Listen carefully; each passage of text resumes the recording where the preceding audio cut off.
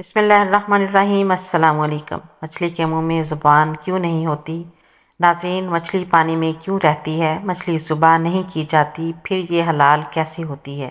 حضور نبی کریم صلی اللہ علیہ وآلہ وسلم اور حضرت علی کرم اللہ وجہہ الکریم نے مچھلی کے حوالے سے کیا ارشاد فرمایا، یہی ہماری آج کی ویڈیو کا موضوع ہوگا، اور آج ہم آپ کو مچھلیوں کے متعلق حیران کن حقائق بتائیں گے۔ ناظرین، مچھلیاں آبی جانور ہیں جنہیں سرد خون والا جانور بھی کہا جاتا ہے۔ چھلکوں سے ڈھکا ہوا جسم اور پانی میں تیرنے کے لیے بنے خصوصی پر اور گل پھروں سے لیس مچھلیاں کھلے سمندر، تازے پانی، دریاؤں، جھیلوں سے لے کر پہاڑی جھرنوں، سمندر کی اتھاہ گہرائیوں میں پائی جاتی ہیں۔ مچھلی دنیا بھر میں انسانوں کی سمندری غذائی ضروریات پورا کرنے کے لیے نہایت اہم گردانی ہے۔ خاص سمندروں یا کھلے آبی مقامات سے شکار کی جائے یا ان کی پرورش انسان کے بنائے ہوئے ماہر خانوں میں کی جائے۔ ناظرین، معروف کتاب مکشفات القلوب کے صفحہ نمبر 159 میں لکھا ہے کہ اللہ رب العزت نے تمام جانوروں کے منہ میں زبان رکھی ہے، مگر واحد مچھلی ہے جس کے منہ میں زبان نہیں رکھی گئی۔ مچھلی کے منہ میں زبان نہ ہونے کی وجہ یہ ہے کہ اللہ تعالیٰ نے تمام فرشتوں کو حضرت آدم علیہ السلام کو سجدہ کرنے کا حکم دیا، تو اس موقع پر ابلیس نے سجدہ کرنے سے انکار کر دیا، تو اس موقع پر اللہ تعالیٰ نے اس سے مسخ شدہ صورت میں زمین میں پھینک دیا۔ اللہ رب العزت نے قرآن مجید فرقان حمید میں ارشاد فرمایا، یعنی ابلیس سمندروں کی طرف نکل گیا جہاں اس کی سب سے پہلی ملاقات مچھلی سے ہوئی۔ شیطان نے حضرت آدم علیہ السلام کی تخلیق کا قصہ مچھلی کو سنایا اور کہا کہ آدم سمندر اور دریاؤں کا شکار کرے گا اور مچھلیوں کو اپنی خوراک بنائے گا، جس پر مچھلی نے تمام دریائی جانوروں کو حضرت آدم علیہ السلام کی تخلیق کی کہانی سنائی۔ مچھلی کو یہ کہانی سنانے کی وجہ سے زبان جیسی نعمت سے اللہ پاک نے اسے محروم کر دیا۔ ایک دن ایک شخص حضرت علی کرم اللہ وجہہ الکریم کی خدمت میں حاضر ہوا اور پوچھنے لگا کہ ہر جانور کے منہ میں زبان ہوتی ہے، مگر مچھلی کے منہ میں زبان کیوں نہیں ہوتی، اور مزید یہ کہ مچھلی صرف پانی میں ہی کیوں رہتی ہے۔ حضرت علی کرم اللہ وجہہ الکریم نے ارشاد فرمایا کہ اللہ نے مچھلی کے منہ میں زبان بھی دی تھی اور اس کو یہ طاقت بھی تھی کہ خشکی پر چل سکے، مگر افسوس کہ اس نے خود پر ظلم کیا اور اللہ تعالیٰ کی ان نعمتوں سے محروم ہو گئی۔ وہ شخص کہنے لگا کہ کون سا ظلم؟ تو حضرت علی کرم اللہ وجہہ الکریم نے فرمایا، جب اللہ تعالیٰ نے آدم علیہ السلام میں روح پھونکی اور یہ حکم دیا کہ ہر فرشتہ حضرت آدم علیہ السلام کو سجدہ کرے، تو تمام فرشتوں نے حضرت آدم علیہ السلام کو سجدہ کیا، مگر ابلیس نے انکار کر دیا اور کہنے لگا کہ میں آدم سے بہتر ہوں، اور کہنے لگا کہ اللہ نے مجھے آگ سے پیدا کیا اور آدم کو مٹی میں سے، تو میں کیوں سجدہ کروں؟ اللہ کی نافرمانی کا مرتکب ہوا اور یہ کہنے لگا کہ میں آدم سے بہتر ہوں۔ اس جرم کی وجہ سے ابلیس کو جنت سے نکال دیا گیا اور وہ بدصورت بنا کر زمین پر گرا دیا گیا۔ ابلیس حسد اور نفرت کے ساتھ چیخنے لگا اور سب کو بتانے لگا کہ انسان زمین میں سب پر ظلم کرے گا۔ اس وقت مچھلیاں زمین پر چلا کرتی تھیں، ان کے منہ میں زبان بھی ہوا کرتی تھی۔ شیطان نے سب سے پہلے مچھلیوں کو بھڑکایا اور کہا کہ انسان جب زمین پر آئے گا تو اپنا پیٹ بھرنے کے لیے تمہیں زندہ خنجر سے کاٹے گا۔ مچھلی نے جب یہ سنا تو سمندر میں ہر ایک آبی جانور کو انسان کے خلاف بھڑکانے لگی، تو یوں اللہ رب العزت نے مچھلی کے منہ سے زبان کو غائب کر کے اس کے منہ میں مبال پیدا کر دیا، اور یہ بات کتاب مکشفات القلوب کے صفحہ نمبر 159 پر موجود ہے۔ یہ حکم نافذ کر دیا گیا کہ کوئی انسان تمہیں زندہ نہیں کاٹے گا، بلکہ تمہاری حد ہم نے پانی تک محدود کر دی ہے۔ تم جب بھی پانی سے باہر نکلو گی خود ہی تڑپنے لگو گی۔ اسی لیے مچھلیاں جب پانی سے جدا ہوتی ہیں تو تڑپنے لگتی ہیں اور ان کا سارا خون ان کے گلے میں آ کر اکٹھا ہو جاتا ہے۔ یہی وجہ ہے کہ مچھلی کو ذبح نہیں کیا جاتا۔ کسی بھی جانور کو ذبح کرنا اس لیے واجب ہے کہ جانور کا سارا خون گوشت سے الگ ہو کر بیٹھ جائے۔ اللہ رب العزت نے مچھلی پر یہ قانون نافذ کر دیا کہ وہ پانی سے جدا ہو کر تڑپنے لگتی ہے اور اس کا سارا خون اللہ کے حکم سے اس کے گلے میں آ کر جمع ہو جاتا ہے اور اسی وجہ سے مچھلی کا گوشت خون سے پاک ہو جاتا ہے۔ احناف کے نزدیک سمندری مخلوق میں سے صرف مچھلی کا کھانا حلال ہے۔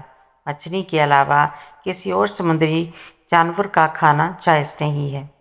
بس سمندر مخلوقات میں سے صرف مچھلی حلال ہے اور مچھلی کے انواع و اقسام میں مچھلی کے ماہرین کی رائے معتبر ہے کہ وہ مچھلی ہے یا نہیں۔ اہل لسان اور اہل لغت کے بعد آخری رائے ماہرین ہی دے سکتے ہیں، لہٰذا سمندری مخلوقات کی جو قسم اہل لغت اور ماہرین کے مطابق مچھلی کی قسم ٹھہرائے گی صرف وہ حلال ہوگی، اور جو مچھلی کی اقسام میں سے نہیں ہوگی وہ حلال نہیں ہوگی۔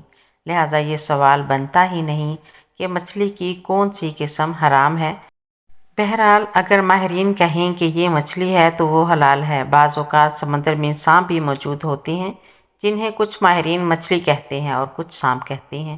ناظرین، صحیح بخاری کی حدیث نمبر 3029 میں یہ ذکر موجود ہے کہ حضرت عبداللہ ابن سلام رضی اللہ تعالیٰ عنہ کو جب رسول کریم صلی اللہ علیہ وآلہ وسلم کے مدینہ تشریف لانے کی خبر ملی تو وہ آپ کی خدمت میں آئے اور کہا کہ میں آپ سے 3 چیزوں کے بارے میں پوچھوں گا جنہیں نبی کے سوا اور کوئی نہیں جانتا۔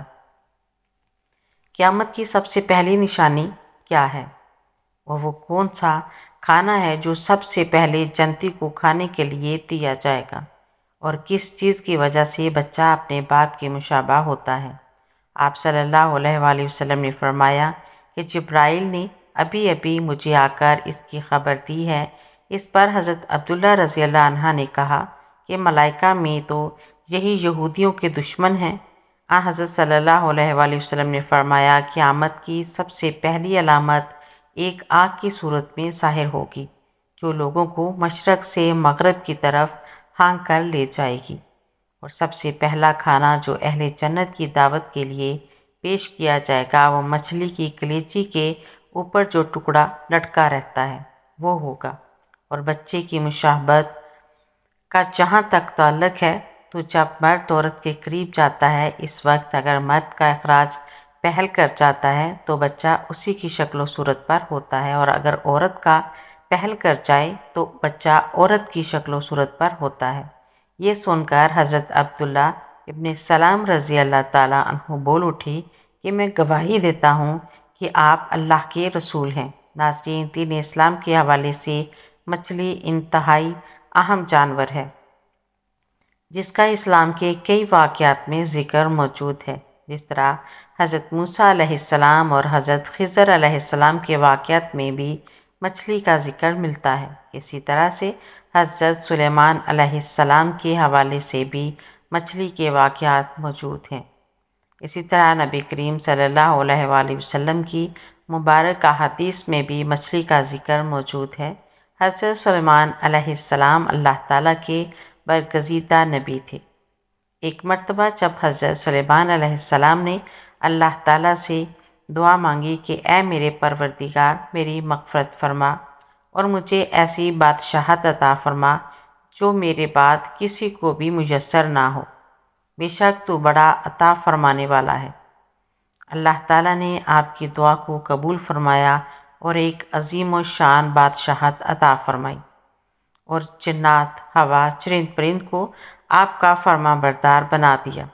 دنیا آپ کے لیے وسیع کر دی گئی۔ بے بہا نعمتیں ملنے کے بعد ایک دن حضرت سلیمان علیہ السلام نے دنیا کی تمام مخلوقات کو کھانا کھلانے کے لیے اللہ تعالیٰ سے اجازت طلب کی کہ اے میرے معبود، اگر آپ مجھے اجازت دیں تو میں آپ کی تمام مخلوقات کو پورے سال کا کھانا کھلاؤں۔ اللہ تعالیٰ نے آپ کے پاس وحی بھیجی کہ تو اس پر ہرگز قدرت نہیں رکھتا۔ حضرت سلیمان علیہ السلام نے درخواست کی یا الہی، ایک ہفتہ کے لیے مخلوق خدا کو کھانا کھلانے کی اجازت دے دیں۔ اللہ تعالیٰ کی طرف سے جواب ملا کہ تو اس کی بھی طاقت نہیں رکھتا۔ حضرت سلیمان علیہ السلام نے پھر درخواست کی کہ یا اللہ، ایک دن کے لیے ہی اجازت دے دیں۔ اللہ تعالیٰ نے وحی بھیجی کہ تو اس کی بھی قدرت نہیں رکھتا۔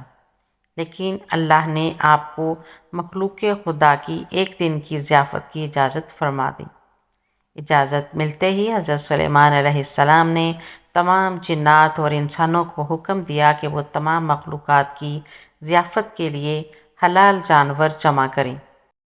آپ کا حکم ملتے ہی جنات اور انسانوں نے تمام حلال جانوروں کو ذبح کر کے بڑی بڑی دیگیں تیار کر دیں۔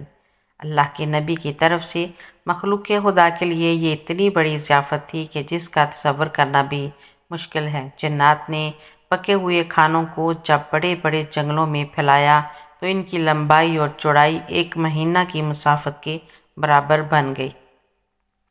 پکوانوں کو تازہ رکھنے کے لیے حضرت سلیمان علیہ السلام نے ہوا کو حکم دیا کہ کھانے پر چلتی رہے تاکہ کھانا خراب نہ ہونے پائے۔